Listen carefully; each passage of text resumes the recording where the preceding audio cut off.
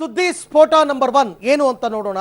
ತಮ್ಮ ಮೊಮ್ಮಕ್ಕಳಿಗಾಗಿ ಹಾಸನ ಮತ್ತು ಮಂಡ್ಯವನ್ನ ಬಿಟ್ಟುಕೊಟ್ಟಂತಹ ದೊಡ್ಡಗೌಡರಿಗೆ ಈಗ ಟೆನ್ಷನ್ ಅಂತೆ. ಯಾಕೆ ಬರ್ತಾ ಇದೆ ನೋಡಿ, ಎಲೆಕ್ಷನ್ ಬ್ರೇಕಿಂಗ್.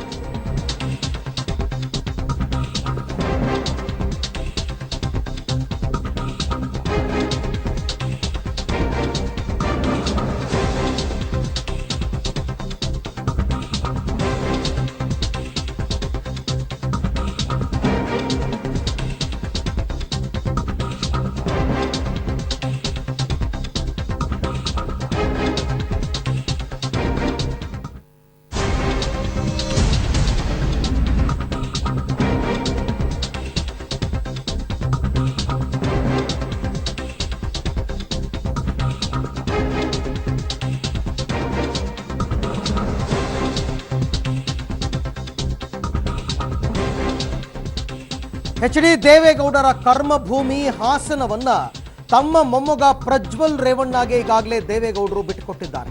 ಜೆಡಿಎಸ್ನ ಮತ್ತೊಂದು ಸೆಕ್ಯೂರ್ಡ್ ಪ್ಲೇಸ್ ಅಂದ್ರೆ ಅದು ಮಂಡ್ಯ.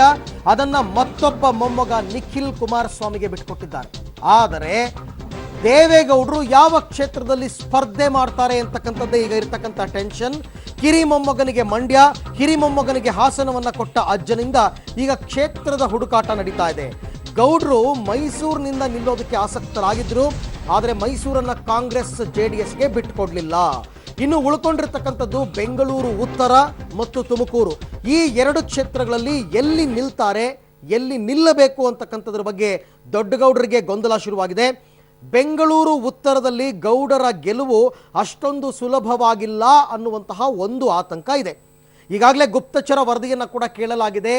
ಒಂದು ವೇಳೆ ಗುಪ್ತಚರ ವರದಿಯಲ್ಲಿ ಬೆಂಗಳೂರು ಉತ್ತರ ಸೇಫ್ ಸೀಟು ಅಂತ ಬಂದರೆ ಅಲ್ಲಿಂದಲೇ ಸ್ಪರ್ಧೆ ಮಾಡುವಂತಹ ಇಂಗಿತ ದೇವೇಗೌಡರದ್ದು. ಒಂದು ವೇಳೆ ಇದು ಸೇಫ್ ಅಲ್ಲ ಅಂತ ಬಂದರೆ ಆಗ ಕಾಂಗ್ರೆಸ್ ಗೆದ್ದಿದ್ದಂತಹ ತುಮಕೂರಿನಿಂದಲೇ ಸ್ಪರ್ಧೆ ಮಾಡುವಂತಹ ಆಸಕ್ತಿಯಲ್ಲಿ ಇದ್ದಾರೆ ದೇವೇಗೌಡರು. ಆದರೆ ದೇವೇಗೌಡರಿಗೆ ನಿಜಕ್ಕೂ ಬೆಂಗಳೂರು ಉತ್ತರ ಆಗಲಿ ತುಮಕೂರಾಗಲಿ ಅವರ ಕರ್ಮಭೂಮಿಯೂ ಅಲ್ಲ, ಅಲ್ಲಿ ಅವರು ಯಾವತ್ತೂ ಸ್ಪರ್ಧೆ ಕೂಡ ಮಾಡಿಲ್ಲ. ಒಂದು ಚಾನ್ಸ್ ತಗೊಳ್ಬೋದೇ ಹೊರತು ಅವರಿಗೆ ಬೇಕಾಗಿದ್ದಂತಹ ಕ್ಷೇತ್ರ ಹಾಸನ ಅದು ಈಗ ಅವರ ಕೈಯಲ್ಲಿ ಇಲ್ಲ, ಮಂಡ್ಯ ಕೂಡ ಇಲ್ಲ. ನೋಡ್ಬೇಕೇನಾಗುತ್ತೆ ಅಂತ. ಬೆಂಗಳೂರು ಉತ್ತರದಿಂದ ಒಂದು ವೇಳೆ ಅವರೇನಾದರೂ ನಿಂತರೆ ಸದಾನಂದ ಗೌಡರ ವಿರುದ್ಧ ಸ್ಪರ್ಧೆ ಮಾಡಬೇಕಾಗುತ್ತೆ. ಇನ್ನು ತುಮಕೂರಿನಲ್ಲಿ ಹಾಲಿ ಸಂಸದರು ಕಾಂಗ್ರೆಸ್ನವರು ಅಲ್ಲಿ ಹೋಗಿ ಹೊಸ ನೆಲೆಯನ್ನು ಕಂಡುಕೊಳ್ಬೇಕಾಗುತ್ತೆ. ನೋಡೋಣ ಏನಾಗುತ್ತೆ ಅಂತನ್ಬಿಟ್ಟು. ಈ ಬಗ್ಗೆ ಮತ್ತಷ್ಟು ಮಾಹಿತಿಯನ್ನು ಪಡೆಯೋಣ ನನ್ನ ಕೊಲೀಗ್ ಸುಕೇಶ್ ಅವರಿಂದ. ಸುಕೇಶ್, ದೇವೇಗೌಡರು ಚುನಾವಣೆಗೆ ನಿಂತುಕೊಳ್ಬೇಕು ಅಂತ ಆಸಕ್ತರೇ ಆಗಿದ್ದಲ್ಲಿ ಅವರಿಗೆ ಈಗಿರ್ತಕ್ಕಂಥ ಆಲೋಚನೆಗಳು ಏನು ಹಾಗಾದ್ರೆ?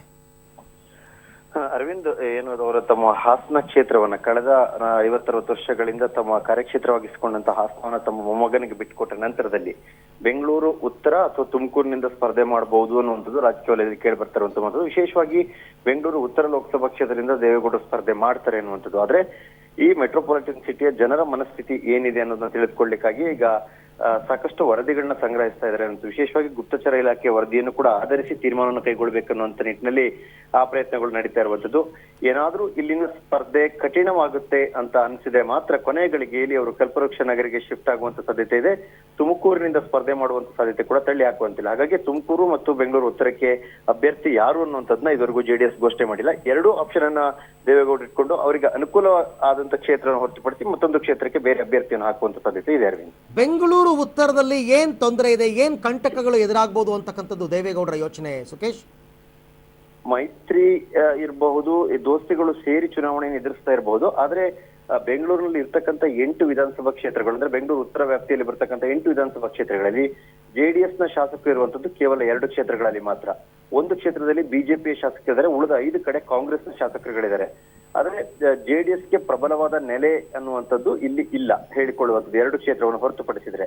ಹಾಗಾಗಿ ಸಹಜವಾಗಿ ಅದೊಂದು ಆತಂಕ ಇದ್ದೇ ಇರುತ್ತೆ. ಯಾಕಂತಂದ್ರೆ ಮೈತ್ರಿ ಪಕ್ಷದ 5 ಜನ ಶಾಸಕರುಗಳು ಇರಬಹುದು, ಇದ್ರೂ ಕೂಡ ಅದು ಎಷ್ಟರ ಮಟ್ಟಿಗಿನ ಮತವನ್ನ ತಂದುಕೊಡುತ್ತೆ ಅನ್ನುವಂತ ಆತಂಕ ಸಹಜವಾಗಿ ಇರುತ್ತೆ.